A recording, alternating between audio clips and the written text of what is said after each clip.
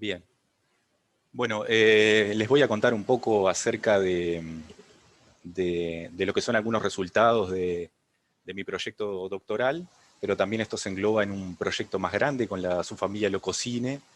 Por eso ven ahí varios autores, toda esta gente está participando en este proyecto, de lo cual mi tesis doctoral es una parte, digamos. Bien, para entrar un poco con la historia de la subfamilia, así muy brevemente, esta subfamilia, como otras de Lycosidae, fue propuesta por Dondale para agrupar, digamos, a los géneros americanos de Alocosa y de Moncautiana.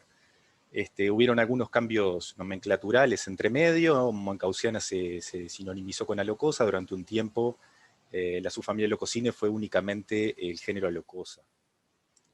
Después hubieron varios trabajos, como les decía, pero el más reciente recupera como un dato muy importante la monofilia de estas subfamilias. Es el trabajo de Piacentini y Ramírez del año pasado. Recuperan esa monofilia y también incluyen algunas especies sudamericanas, como son Artosa sapiranga, Natolicosa spinipalpis y Pardosa flámula, que como ven están actualmente ubicadas en otros géneros, pero son los datos moleculares las agrupan dentro de lo que sería Leucocine. Y actualmente la subfamilia, según el catálogo, cuenta con 20 especies sudamericanas. Sabemos al momento que gran parte de la diversidad del grupo permanece aún desconocida, seguramente quedan muchas especies por describir, pero también no sabemos muy bien cuáles son los géneros que integran la subfamilia. Entonces a varios niveles taxonómicos ignoramos bastante de la diversidad de este grupo. Algo que es relativamente común dentro de los licócidos, que la morfología es bastante homogénea, en este grupo es particularmente homogénea, sobre todo la morfología genital, que siempre ustedes sabrán que se usa mucho. Entonces nos encontramos con la necesidad de explorar algunos otros caracteres, como por ejemplo los moleculares, para empezar a definir a los taxones y tener una idea de cuál es la diversidad de este grupo. Entonces pensamos que serían necesarios aumentar, bueno, explorar estos caracteres, pero también tener un muestreo más amplio de especies, de individuos de diferentes distribuciones para tener una idea de la diversidad y de qué está comprendido dentro de Leucocine. Entonces el objetivo era ese, conocer el elenco de especies de este grupo en Sudamérica, de Leucocine, y conocer sus relaciones de parentesco mediante datos moleculares.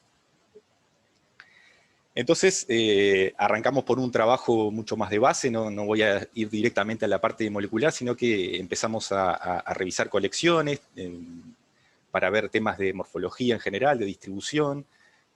También de algunas de estas colecciones pudimos extraer ADN, pero el grueso, digamos, de los individuos que utilicé para las extracciones vienen de 8 campañas de relevamiento, que se realizaron en diferentes países de Sudamérica, tratando de un poco abarcar la mayor extensión posible, buscando algunas localidades, tipos de algunas especies, y de acá salió información, ya les digo, de animales para las extracciones, pero también se recabaron datos de historia natural de estas especies.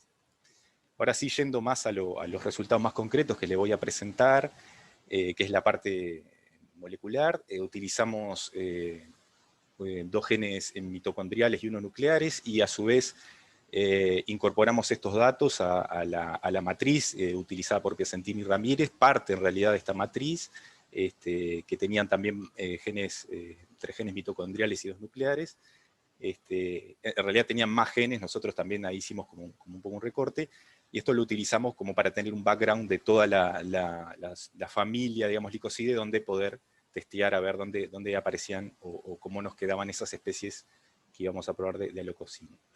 Hicimos unos alineamientos con MAFT y con Genius, también la edición de la secuencia fue con Genius, un partition finder para buscar estimar el modelo evolutivo, y después una máxima verosimilitud en el portal Cypress con el RaxML, y la edición de los árboles que van a ver es Figtree y algunas cosas de Photoshop.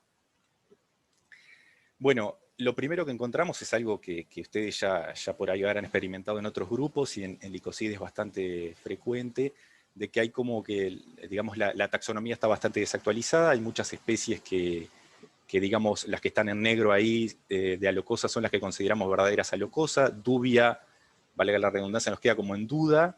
de si pertenezco o no, no pudimos consultar los ejemplares tipo, y todas las que están en rojo son especies americanas de Alocosa, pero que ya sabemos que no son Alococine. Ya por las publicaciones y los dibujos, los genitales vemos que pertenecerían a otras subfamilias, entonces digamos, las dejamos por fuera de este trabajo.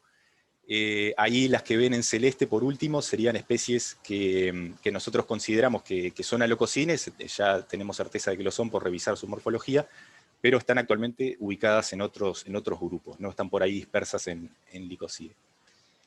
Bien, ya para ir a los resultados de lo que nos dio nuestros análisis moleculares, lo primero, lo importante es que recuperamos la monofilia de la subfamilia Alococine. Ven un poco ahí también cómo se relaciona con las otras subfamilias del grupo. Toda esa información era la que les contaba que sacamos de la matriz de Piacentini y Ramírez. Los soportes, como ven, no fueron demasiado buenos en todos los grupos, pero bueno, se trata de un poco de datos preliminares. Ya para ir más en foco hacia Alococine, la topología nos recupera 5 grupos, como les decía, no todos están bien soportados, pero algunos los mantenemos y los discutimos porque la morfología, sobre todo que es lo que estamos reinterpretando todo el tiempo con esto, para la morfología tienen sentido, entonces se los presento.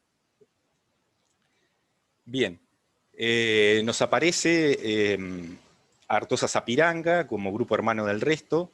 Es una especie que estaría distribuida por aquí, por la zona más sur de Sudamérica. Hay una posible especie nueva que todavía no tenemos certeza de si sea cogenérica de esta, porque no tenemos secuencias, todavía no la hemos podido testear. Pero en principio esta especie es un poco controversial su posición, porque se sale bastante de la morfología típica de las otras alococines, entonces bueno, todos los análisis lo ubican ahí, a esta especie, pero todavía nos queda un poco de cosas por confirmar. El segundo grupo son arañas pequeñas también, en principio estaría formado por 2 especies, Pardosa flámula y Alopecosa rosea, también de una distribución bastante sur aquí en Sudamérica. Sí ya presenta características bien típicas de las alococines, que le mostraba un poco al inicio, que me olvidé mencionar, la apófisis media bífida y el epigino sin septo medio, el epigino plano. Estas ya tienen esa morfología más típica de las alococines, y aparecerían como un grupo hermano del resto de las otras que sí tienen esta morfología más típica de alococine.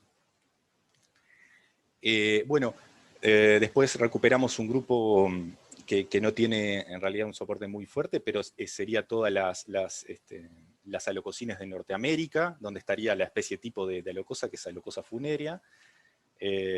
Acá en el mapa les muestro algunas especies más de las que podemos incluir en el análisis, ya que no tenemos secuencias de todas. Y algo interesante que pasa es que al menos una especie, que es Alocosa panamena, y quizás pueda haber alguna otra más, tienen alguna intromisión hacia el norte de Sudamérica. También aparecen por ahí por Colombia, por las playas de Tayrona, cerca de Santa Marta, por ahí, esa zona de costas arenosas, aparecen algunas especies, entonces probablemente haya una influencia de este grupo norteamericano. Un cuarto grupo que presenta también especies, digamos, ya con características de alococine, con unas características como los quelíceros muy elongados, y ya empieza a haber una elongación bastante pronunciada del Cymbium, que eso lo presentan también, ahora les voy a mostrar otras especies dentro de alococine. Dentro de este grupo estaría, por ejemplo, Natolicosa spiripalpis, una especie muy asociada a zonas áridas o arenosas de la precordillera. Y si quieren saber un poquito más de este grupo, hoy hay un póster de Verónica Gonet, que estudió algo más de biología de una especie dentro de este grupo, que los invito por ahí a ir a verlo, está muy interesante.